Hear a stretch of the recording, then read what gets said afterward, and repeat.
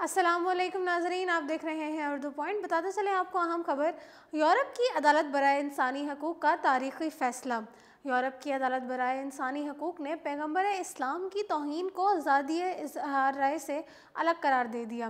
Europe की अदालत बराए इंसानी हकूक़ ने पैगम्बर इस्लाम की तौहीन को आज़ादी इज़हार राय से अलग करार दे दिया। तफ़सीलात के मुताबिक रसूलुल्लाह सल्लल्लाहु अलैहि वसल्लम से मोहब्बत हर मुसलमान के ईमान की बुनियाद है और हर मुसलमान रसूल अकरम सल्लल्लाहु अलैहि वसल्लम से मोहब्बत में हर किसी से आगे बढ़ जाने को तैयार रहता है और वो अपने नबी करीम की तौहीन किसी सूरत में बर्दाश्त नहीं करते।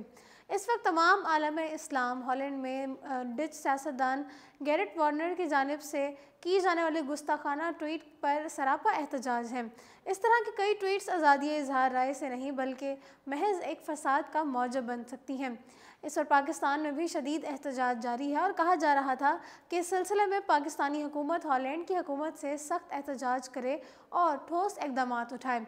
ताहम डच सियासतदान की गुस्ताखाना ट्वीट्स पर हॉलैंड के सफ़ीर को दफ्तर ख़ारजा तलब करके शदीद एहतजाज किया है।